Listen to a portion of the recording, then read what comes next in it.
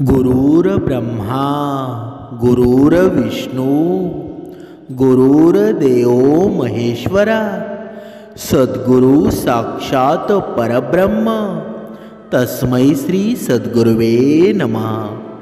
जय जय रघुवीर समर्थ श्रीराम समर्थ। ओम श्री गुरु दत्तात्रेय श्रीपाद श्रीवल्लभाय नमः। सद्गुरु चरणांशी नतमस्तक होऊन आपण या सुंदर सकाळच्या वातावरणामध्ये या निरूपणास सुरुवात करूया। मायबाप सज्जनांचं स्वागत आहे। समर्थांनी सांगितलेलं आहे की या जगामध्ये या विश्वामध्ये सर्वोत्तम आणि परिपूर्ण दान कोणतं बरं? आपण दान धर्म आपल्या आयुष्यामध्ये क्वचितच करत असतो, पण आपल्याला माहीत आहे का सर्वोत्तम या जगामध्ये जर पुण्याचं काम कोणत्या दानामुळे घडत असेल तर ते आपण या निरूपणामध्ये आपण पाहणार आहोत। आपण हे जीवन जगत असताना आयुष्यामध्ये भरपूर पुण्य करण्याचा प्रयत्न करतो। कुणाच्या तरी चेहऱ्यावर आनंद बघा मिळवण्याचा आपण प्रयत्न करत असतो आणि हेच पुण्य आहेत ना। पण दानामध्ये असं कोणतं पुण्य आहे, ते दान कोणतं परिपूर्ण आहे ते समर्थांनी आपल्याला सांगितलेलं आहे। समर्थांनी प्रत्येक जीवाला सांगितलेलं आहे की भुकेलेल्याला अन्न मिळालं ना ते दानामध्ये येतं, तहानलेल्याला पाणी मिळालं ना ते दानामध्ये येतं। म्हणजेच आपण त्याच्या दुःखामध्ये आपला वाटा निर्माण करतो। म्हणजेच काय? म्हणजेच दुसऱ्याच्या दुःखामध्ये सहभागी होऊन त्याच्या जीवनामध्ये आनंद निर्माण करणं हेच आहे ना दान। नाहीतर दुसऱ्याच्या चेहऱ्यावर जर दुःख असेल ना तर आपण कधी कधी मजाक उडवायला सुरुवात करतो। मग आपल्या जीवनामध्ये सुख येईल का? कधीच येणार नाही। म्हणून दुसऱ्याच्या जीवनामध्ये आनंद निर्माण करा। जर दुसऱ्याला आपण दिलं ना तर परमेश्वर आपल्याला डबल देत असतो। म्हणून आपण एका उदाहरणाद्वारे स्पष्ट करूया। एक काशीपूर नावाच्या गावामध्ये राजाराम नावाचा एक माणूस राहत होता आणि जो लाकडे तोडून ती लाकडे बाजारात विकून त्याचा तो उदरनिर्वाह चालवत असे। तो त्याच्या पत्नीसोबत राहत होता आणि जाळण्यासाठी लागणाऱ्या लाकडांमार्फत होणारी कमाई पुरेशी नव्हती। त्याच्या घरामध्ये अन्न आणि कपड्यांची नेहमी कमतरता असायची। एके दिवशी काळजीत राजारामची बायको राजारामला म्हणाली, तुम्ही कितीही दिवस हेच काम करा, परंतु आपली कमाई एवढीच आहे। आपल्या या कमाईमुळं आपल्याला कोणतेही सण उत्सव साजरे मात्र कधीच करता येत नाही। या लाकडांचा व्यवसाय करण्यापेक्षा ना तुम्ही शहरात जाऊन दुसरं कोणतं काम करा। बघा आणखी असे किती वर्ष आपण असे जीवन जगणार आहोत? तेव्हा राजाराम म्हणाला, हे बघ मी नेहमी तुझं म्हणणं ऐकत आलो आहे आणि परंतु मला तुला किती वेळा सांगावं लागेल ना की मी हे गाव सोडू शकत नाही। शहरामध्ये गावासारखी शांतता नसते आणि आता माझी मुळीच इच्छा नाही की या विषयावर आपण पुन्हा बोलावं। तेव्हा राजारामची पत्नी म्हणाली, आता मी तरी काय करणार? मी सुद्धा तुमच्यासोबत कोणत्या पापांमुळे बांधला आहे माहीत नाही। ठीक आहे, अन्न तयार आहे, ते खा आणि इथून निघून जा। भोजन केल्यानंतर राजाराम पुन्हा लाकडे तोडण्यासाठी जंगलात जातो। चालत चालत जंगलामध्ये तो खूप दूर निघून जातो। तो विचार करतो की आज मी खूपच दूर निघून आलो आहे। मला एक मोठं झाड हवं आहे, परंतु मला एक सुद्धा झाड अजूनपर्यंत मिळालं नाही। पुढे एक झाड दिसत आहे, परंतु तो खूपच छोटा आहे। या झाडामुळं माझं काय होणार आहे? ठीक आहे, आजचं काम आहे ना, मी या झाडावरच भागवतो। त्यानंतर राजाराम ते छोटंसं झाड कापतो आणि त्यापासून लाकडांचं एक ओझं बनवून ते ओझं डोक्यावर घेऊन ती लाकडं विकण्यासाठी तो बाजाराच्या दिशेने निघतो। परंतु होतं काय? राजारामची लाकडं विकत घेण्यासाठी बाजारामध्ये कोणीच नव्हतं। राजाराम विचार करतो, असं वाटत आहे की आता ही लाकडं मला घरी घेऊन जावी लागतील। राजाराम लाकडं घेऊन घरी चालला होता। इतक्यातच त्याला कोणीतरी हाक मारतो आणि म्हणतो, ए लाकूड विक्रेत्या, थोडा इकडे ये आणि तुझ्याकडे असणारी ही लाकडं आहेत ना ती किती रुपयाची आहेत? राजाराम म्हणतो, मालक तुम्हाला ही सर्व लाकडं हवी आहेत का? यामधील अर्धी लाकडं हवी आहेत, जर तुम्हाला सर्व लाकडं हवी असतील ना तर मी फक्त 10 रुपयांमध्ये देतो. तो माणूस म्हणतो, मला सर्व लाकडे हवी आहेत, परंतु तुझी किंमत सांगितली आहेस ना ती किमतीपेक्षा नाही, त्या किमतीमध्ये नाही. मी तुला या लाकडांचे फक्त 5 रुपये देऊ शकतो. राजाराम म्हणतो, अहो शेठ, या किमतीमध्ये मी माझी लाकडं विकू शकत नाही, परंतु तसंही मी आता खूपच थकलेलो आहे, त्यामुळे मी तुम्हाला माझ्याकडे ही लाकडं देऊ शकतो.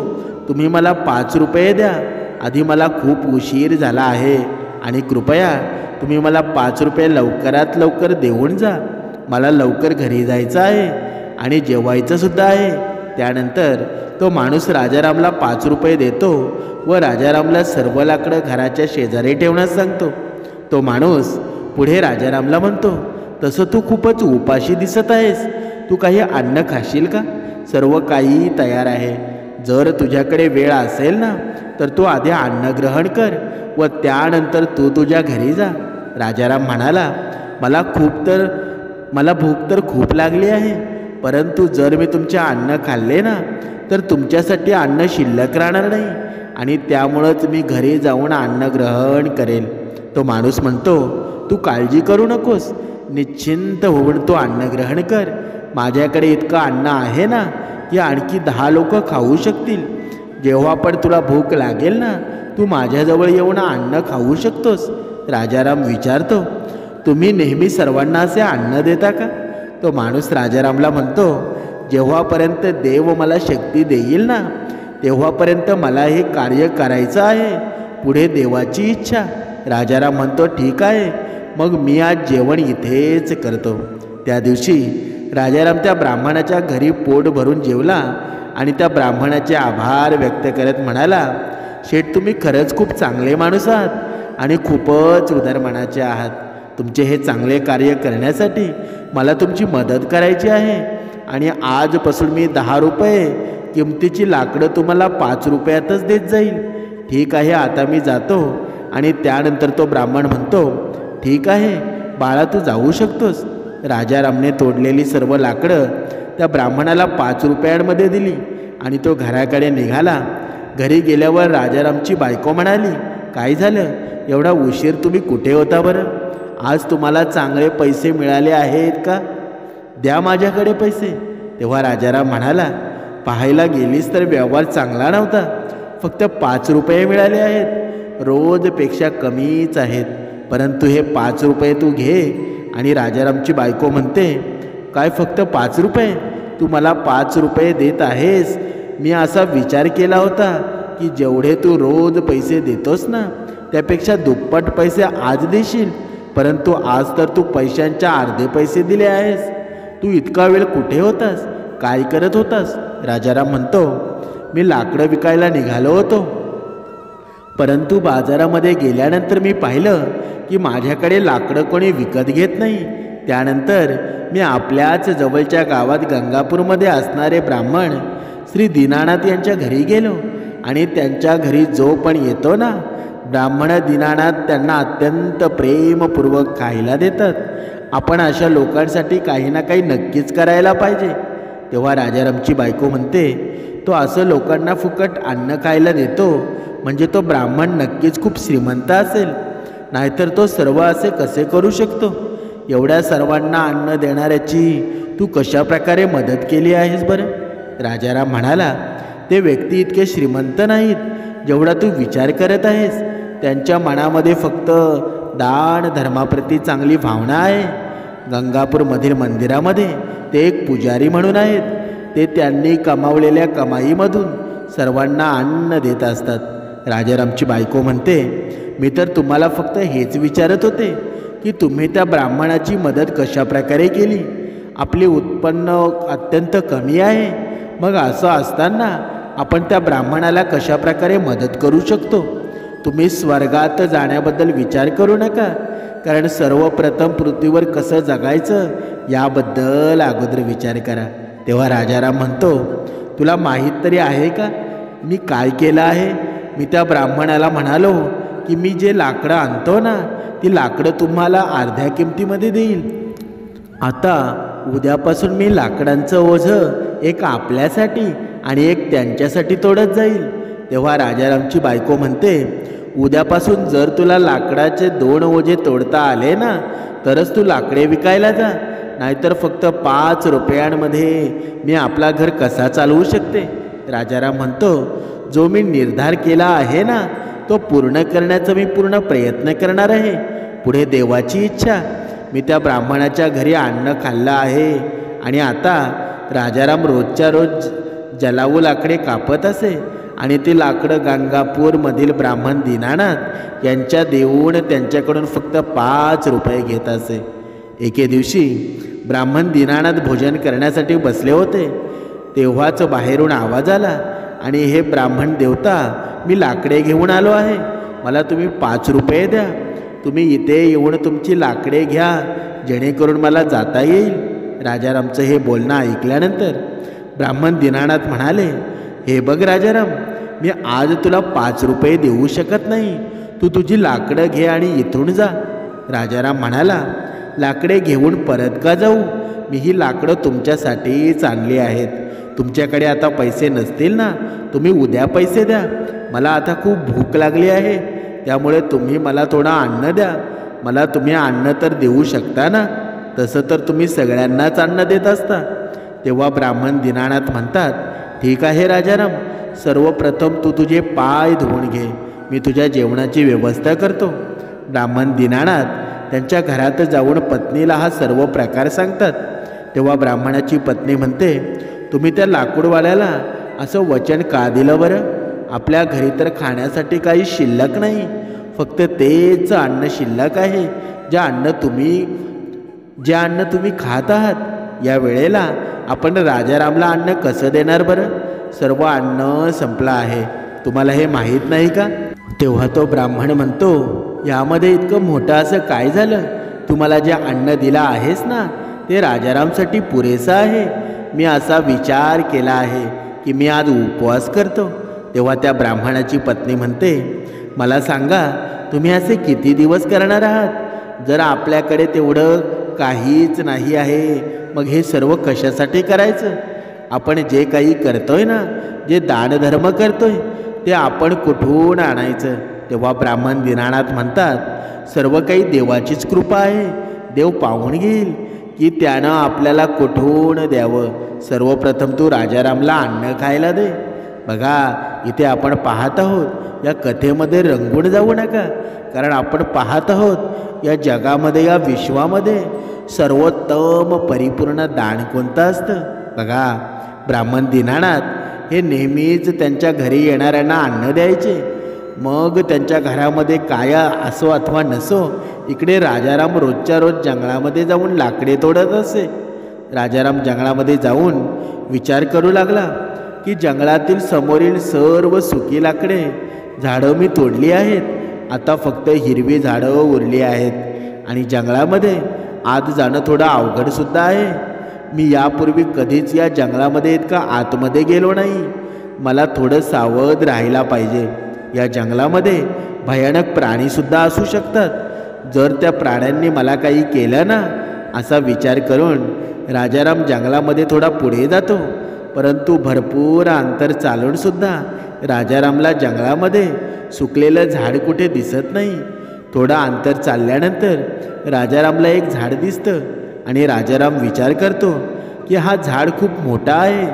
या झाडाची एक फांदी जरी तोडली ना, तरी यापासून 3 ओझे नक्कीच बनतील.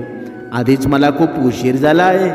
असाच विचार करून राजाराम त्या मोठ्या झाडावर चढतो आणि त्या झाडावर चढून एका फांदीवर बसून तीच फांदी राजाराम कापू लागतो. त्या झाडाची ती फांदी खूपच मोठी असल्यामुळं ती फांदी तुटून एका दुसऱ्या झाडाच्या मुळाजवळ पडते. तेव्हा अचानक तिथे एक तपस्वी प्रकट होतात आणि ते रागात म्हणतात, माझी तपश्चर्या कोणी भंग केली आहे बरं? मला असं वाटत आहे की तो तूच आहेस. मी तुला शाप देतो की तू कुत्रा होशील. बघा, तो काळ होता, त्यावेळेला साधू ते ऋषीमुनींचे शाप होते ना, ते शाप बघा शापित होत असे. तेव्हा राजाराम घाबरून म्हणतो, महाराज, मला हे माहीत नव्हतं की तुम्ही इथे खाली बसला आहात. तपस्वी म्हणतात, मी इथे मागच्या 100 वर्षापासून तपश्चर्या करत आहे आणि आज तू माझी तपश्चर्या भंग केली आहेस. राजाराम म्हणाला, मी तर या जंगलामध्ये रोज झाडे तोडण्यासाठी येतो आणि जाळण्यासाठी उपयोगी लाकडं मी बाजारामध्ये नेऊन विकत असतो. मी जाणून बुजून असं बिलकुल केलेलं नाही. तुम्ही कृपया मला क्षमा करा. कृपया तुम्ही दिलेला शाप आहे ना, तो परत घ्या. तेव्हा ते तपस्वी म्हणतात, मी रागामध्ये तुला शाप दिला आहे कारण तू माझी तपश्चर्या मोडली आहेस. परंतु आता तो शाप मागे घेणे शक्य नाही. परंतु मी तुला एक गोष्टीवर एक उपाय नक्की सांगू शकतो. राजाराम म्हणाला, कृपया तुम्ही उपाय लवकर सांगा. मी या शापापासून मुक्तता मिळवण्यासाठी काय करू शकतो. तपस्वी म्हणाले, तू त्या व्यक्तीला शोध जो सर्वोत्तम दान करतो.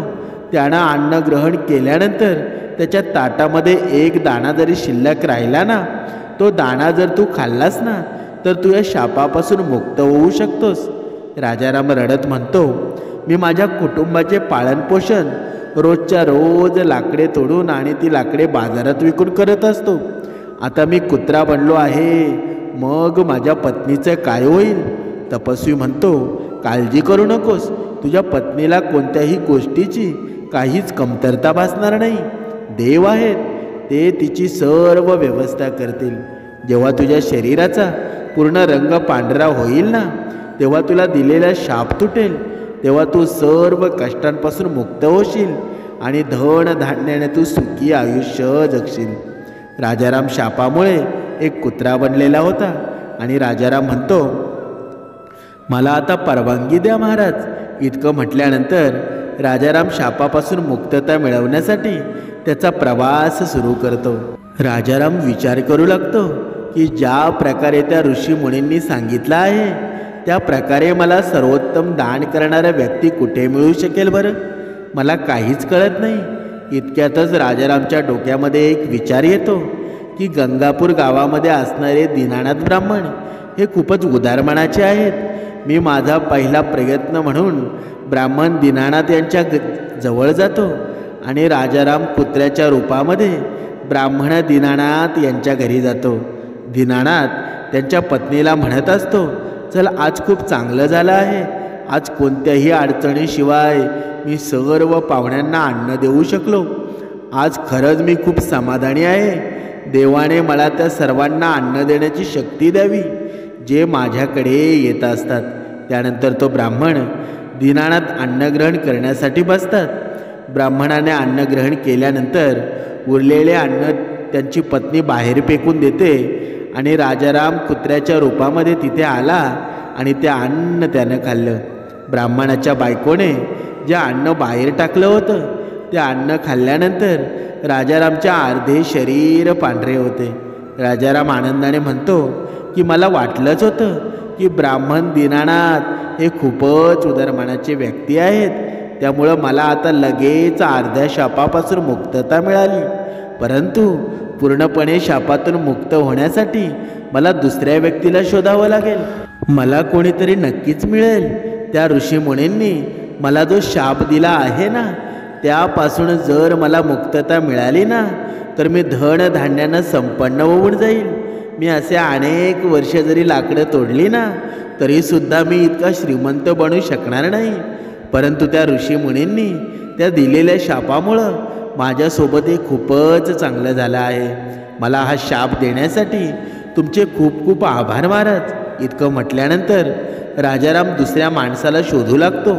एके दिवशी संतोष नावाचा एक माणूस नांगरणी करताना राजारामला दिसतो. हे पाहून राजाराम त्याच्या घराजवळ जातो आणि तिथे गायीचे दाण घेतलेला सुरेश गायीला घेऊन संतोषबद्दल विचार करत असतो. संतोष खूपच पवित्र माणूस होता. तो फक्त मलाच नाही तर अशा अनेक लोकांना गायदान करत असतो. त्या सर्व लोकांचे आशीर्वाद घेऊन तो नक्कीच संतोषसोबत असतील. राजारामने जेव्हा त्या व्यक्तीचं बोलणं ऐकलं तेव्हा तो म्हणू लागतो, वा वा, आज तर मला शापापासून मुक्तता नक्कीच मिळेल. हा माणूस पण त्या ब्राह्मणासारखाच आहे जो सर्वात चांगले दान करत आहे. थोडा वेळ पाहतो आणि संतोष कधी अन्न ग्रहण करतो राजा रामाने बराच वेळ तिथे वाट पाहिली. त्यानंतर संतोषने जे अन्न खाल्लं आणि शिल्लक राहिलेलं अन्न त्याने बाहेर फेकून दिलं. राजारामने लगेच जाऊन ते अन्न खाल्लं. परंतु आता राजारामला खूपच आश्चर्य वाटलं, कारण त्याचा रंग बदललेला नव्हता. तो विचार करू लागला, हे काय झालं, माझं पूर्ण शरीर पांढरं का झालं नाही? संतोषने गोमातेचं दान केलं होतं, मग माझा रंग बदललेला का नाही? मला काहीच समजत नाही. तेव्हा तो पुन्हा येऊन ब्राह्मण दीनानाथ त्यांच्या घराजवळ बाहेर बसला. तिथे 2 माणसं एकमेकांसोबत बोलत होते. अरे सुशील, आज संतोषने पुन्हा गायदान केली आहे. तो दिसायला कितीही दाणी माणूस दिसला ना, तरीसुद्धा तो नेहमी गावाच्या बाहेर असणाऱ्या लोकांनाच गायदान करत असतो. परंतु जर तू यामागील सत्य जाणून घेतले ना, तर तुलासुद्धा आश्चर्याचा धक्का बसेल. त्याच्या त्या सर्व गायी 2 महिन्यांपेक्षा जास्त काळ दूध देत नाहीत. त्याला हे आधीपासूनच माहीत असतं. मग तो त्यांना बसून काय खायला घालेल आणि म्हणूनच तो गाय दान करत असतो. तेव्हा सुशील म्हणतो, असं आहे का? जर असं असेल ना, तर नक्कीच त्याला पाप लागेल. आपल्या राजासारखा कोणीही करू शकत नाही. आपला राजा आहे ना, तो एक महान दानी आहे. ते 1 आठवड्यापासून लोकांना अन्न देत आहेत आणि उद्या शेवटच्या दिवशी अन्नदानासोबत वस्त्रदानसुद्धा करणार आहेत. ते तिथे सर्वांसोबत मागच्या 1 आठवड्यापासून अन्नग्रहण करत आहेत. कधीही त्यांच्यासारखा धार्मिक माणूस पाहिला आहेस का? हे तर काहीच नाही. त्यांनी आपल्यासाठी चांगले चांगले रस्ते बनवलेले आहेत, ठिकठिकाणी विहिरी बनवलेल्या आहेत, तलाव खोदले आहेत. म्हणजेच त्यांनी प्रजेसाठी खूप चांगल्या गोष्टी केल्या आहेत. त्या 2 व्यक्तींचं हे बोलणं ऐकल्यानंतर राजाराम खूपच खुश झाला आणि त्याने मनामध्ये विचार केला की आता नक्कीच मला माझ्या मिळालेल्या शापापासून मुक्तता मिळेल. मला लगेचच राजाजवळ पोचायला पाहिजे. राजा राजमहालामध्ये अन्न खाण्याचं सोडून लोकांसोबत जेवत आहेत. मला या गोष्टीचा फायदा उचलला पाहिजे. पुढच्याच दिवशी राजाराम त्या ठिकाणी पोचतो जिथे राजा अन्नाचं वाटप करत होता. तिथे त्यांनी राजाला कपडे वाटत असताना पाहिलं. तो विचार करू लागला, राजा किती चांगला माणूस आहे. राजा लोकांना अन्नदान करत आहे, त्याचबरोबर वस्त्रसुद्धा दान करतोय. मी ज्या दुसऱ्या माणसाला शोधत होतो ना, नक्कीच हा तोच राजा आहे. मला राजाच्या जेवणापर्यंत वाट पाहावी लागणार आहे. राजा जेव्हा अन्न ग्रहण करेल ना, त्यानंतर उरलेलं अन्न सैनिक बाहेर फेकून देतात. हे पाहून राजाराम तिथे जातो आणि फेकून दिलेलं अन्न खाऊ लागतो. परंतु आतासुद्धा राजारामला खूप आश्चर्य वाटलं. राजाराम विचार करतो की एवढ्या मोठ्या दानी राजाचं अन्न खाल्ल्यानंतरसुद्धा माझ्या शरीराचा रंग बदलला नाही. मला असं वाटत आहे की हा शाप काहीतरी वेगळा आहे. मला ताबडतोब त्या ऋषीजवळ जायला पाहिजे, ज्यानं हा मला शाप दिला आहे. राजाराम त्या स्थानावर पुन्हा पोचतो जिथे ते ऋषी होते. राजाराम तिथे जाऊन त्या ऋषीमुनींना प्रणाम करतो. ते ऋषीमुनी राजारामला निराश अवस्थेत पाहून राजारामला विचारतात, काय झालं आहे राजाराम? असं वाटत आहे की तुला आतापर्यंत फक्त एकच माणूस सापडलेला आहे. तुझ्या शरीराचा अर्धा रंग बदललेला आहे. तुला दुसरा माणूस सापडला नाही का? मी तुला शाप देऊन बरेच दिवस उलटून गेले आहेत. तेव्हा राजाराम म्हणतो, माझ्या मनामध्ये एक शंका आहे.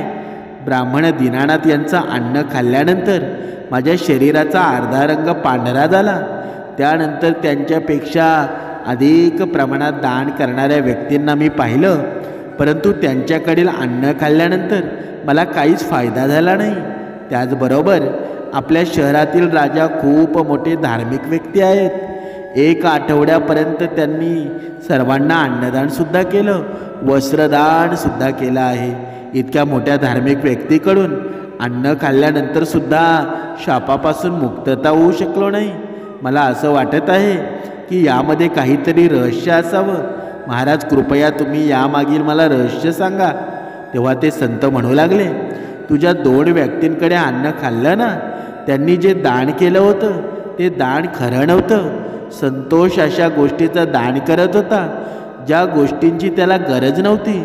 जर त्याला त्या गोष्टींची गरज असती ना, तर त्याने त्या गोष्टींचं दान केलंच नसतं. अशा प्रकारे राजा जे काही देत आहे ना त्यालासुद्धा दान समजलं जात नाही, कारण राजा स्वतः कमवत नाही. राजा तर प्रजेकडून मिळाल्या करारातूनच प्रजेला दान करत असतो. राजानं जे काही भोजन आणि वस्त्रदान केलं आहे ना ते प्रजेकडून मिळाल्या करातून दान केलं आहे. आणि म्हणूनच जे दान राजानं जे केलं आहे ना ते दान समजलं जाऊ शकत नाही. हे सर्व लोकांचे पैसे आहेत आणि राजा लोकांवरच खर्च करत आहे.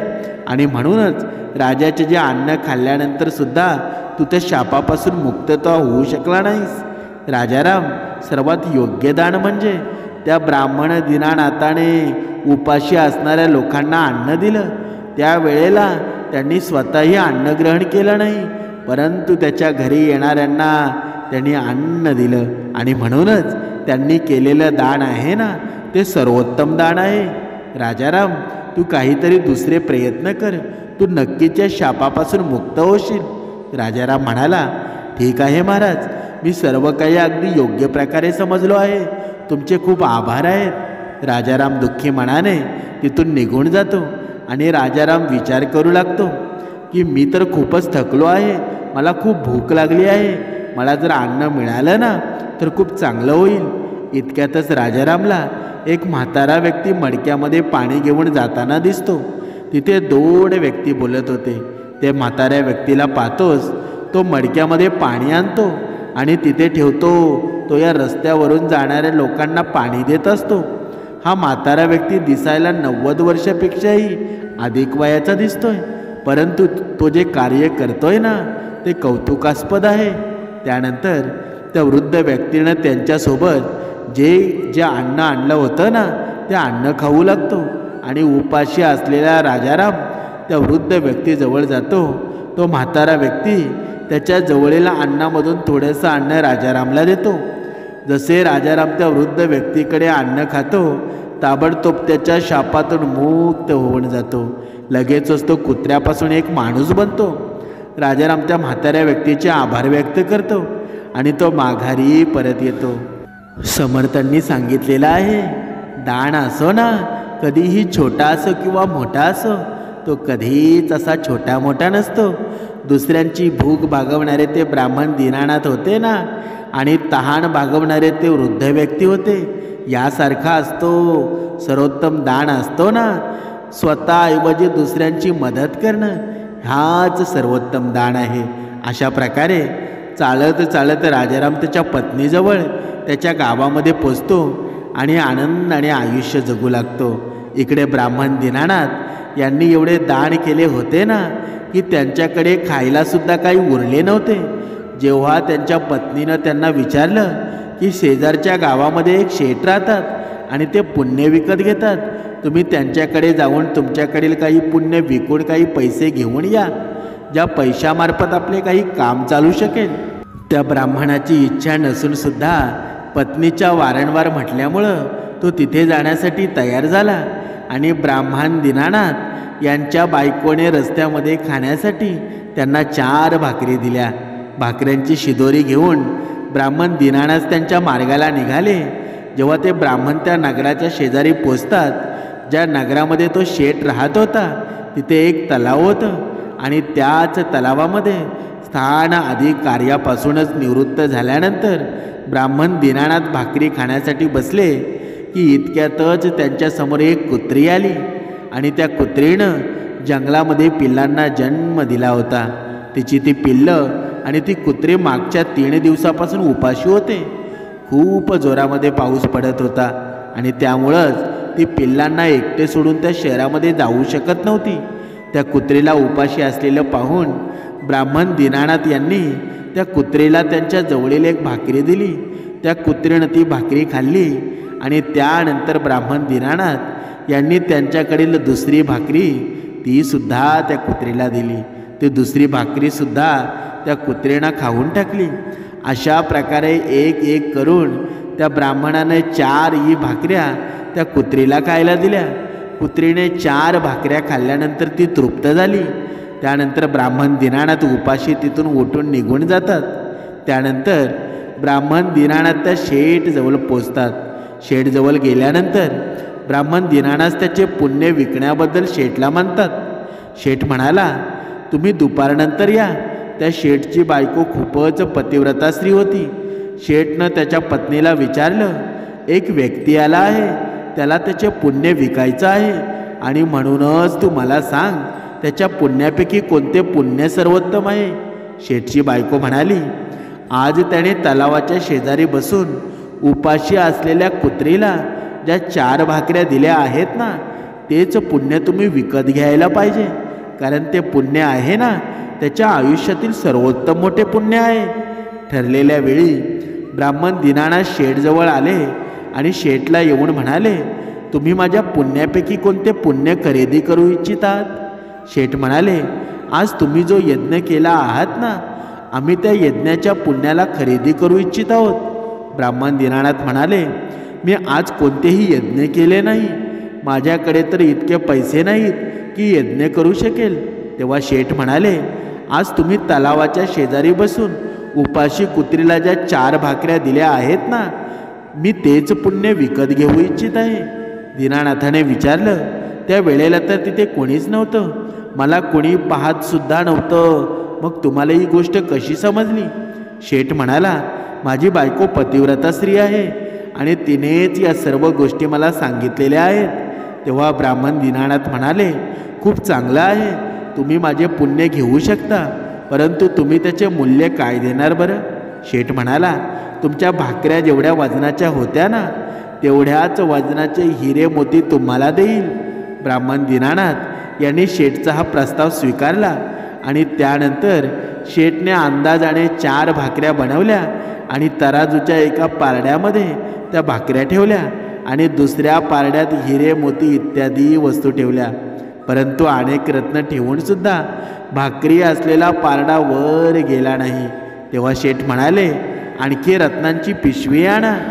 जेव्हा ब्राह्मण दीनानाथ यांनी त्यांच्या पुण्याचं हे प्रभाव पाहिले तेव्हा त्यांचे डोळे उघडले. तो म्हणाला, शेठ मला आता माझे पुण्य विकायचं नाही. शेठ म्हणाले, जशी तुमची इच्छा. त्यानंतर तो ब्राह्मण दीनानाथ तिथून निघून गेले आणि त्यानंतर ते त्याच तलावाजवळ गेले जिथे त्यांनी त्या कुत्रीला भाकरी खायला घातली होती. तिथे गेल्यानंतर त्यांची तलावाच्या काठावर असणाऱ्या काचेचे तुकडे दगड उचलून त्यांच्या पिशवीमध्ये बांधले व ते घेऊन ते घरी आले आणि घरी आल्यानंतर त्यांनी ती पिशवी त्यांच्या बायकोकडे दिली आणि ते म्हणाले, आपण ही पिशवी अन्नग्रहण केल्यानंतर उघडू. असं म्हटल्यानंतर ब्राह्मण दीनानाथ तिथून निघून गेले. परंतु इकडे बायकोला ती पिशवी उघडण्याची खूपच उत्सुकता लागली होती. तिने ती पिशवी उघडली तेव्हा तिने पाहिलं की त्या पिशवीमध्ये हिरे माणिक अशा प्रकारचे रत्न चमकत होते. हे सर्व पाहून दीनानाथची बायको खूप प्रसन्न झाली. थोड्या वेळानंतर जेव्हा ब्राह्मण दीनानाथ घरी आले तेव्हा त्याच्या बायकोने विचारलं, तुम्ही एवढे सर्व रत्न कुठून आणले आहात. तेव्हा ब्राह्मण दीनानाथ म्हणाले, तू काय मस्करी करत आहेस का. दीनानाथची बायको म्हणाली, मी मस्करी करत नाही, मी स्वतः पिशवी उघडून पाहिली आहे. त्या पिशवीमध्ये मौल्यवान हिरे आहेत, माणिक भरलेले आहेत. दीनानाथ म्हणाला, मला आणून दाखव. ब्राह्मणाच्या बायकोनं पिशवी उघडून दीनानाथ त्यांच्या समोर ठेवली आणि ब्राह्मण हा सर्व प्रकार पाहून आश्चर्यचकित झाला.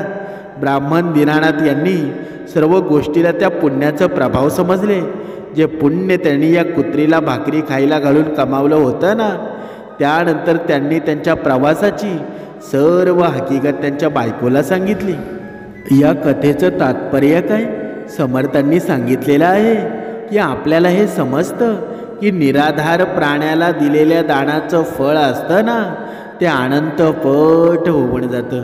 तोच सर्वात मोठा दान असतो आणि सर्वात मोठे पुण्यसुद्धा असतो. म्हणून देवाच्या कृपेने दगडसुद्धा हिरे बनतात. म्हणून समर्थांनी सांगितलेलं आहे, अशा प्रकारे निराधार आणि अनाथांचं दिलेलं दान आहे ना, हे सर्वोत्तम दान आहे. म्हणून एखाद्याला संकटाच्या वेळेला दिलेली दान असतं ना, ते सुद्धा सर्वोत्तम दान आहे. भूकंप असो, पूर परिस्थिती असो, आपत्तीच्या वेळी आपत्तीग्रस्तांना एक मूठ भरून दिलेले धान्य असो, ते सुद्धा सर्वोत्तम दान समजलं गेलेलं आहे ना. हे सर्वोत्तम पुण्य आहे ना. जे सोने चांदी इत्यादींचे दान केले जातात ना, त्यापासून एवढं लाभ होत नाही. पण जे आपण आपली आपत्ती काळी करतो ना, आपत्ती कुणावर प्रसंग पडलेला असताना सुद्धा आपण तो दान करतो ना, तेच सर्वोत्तम दान असतं. म्हणून समर्थांनी सांगितलेलं आहे की मनुष्याने स्वतःकडे कमवलेले पैसे असतील ना, त्याच्यामधून दान करायला हवं. वाईट मार्गातून कमवलेल्या पैशांनी कधीच दान करू नये. ते पुण्यामध्ये दान येत नाही आणि ते परिपूर्ण दानसुद्धा कधी होत नाही. म्हणून समर्थांनी सांगितलेलं आहे की दानाचे महत्त्व आहे ना, हे त्यागाचं असलं पाहिजे. वस्तूचं मूल्य किती आहे यावर ते निर्भर कधीच करत नाही. ज्या भावनेने आपण दान करत आहोत ना, त्यावर दानाचे महत्त्व ठरलेलं असतं. म्हणजेच काय, म्हणजेच निस्वार्थी भावनेनं एखाद्या भुकेल्या माणसाला किंवा प्राण्याला अन्न देणं, तहानलेल्याला पाणी पाजणं, हेच सर्वोत्तम दान आहे. जय जय रघुवीर समर्थ.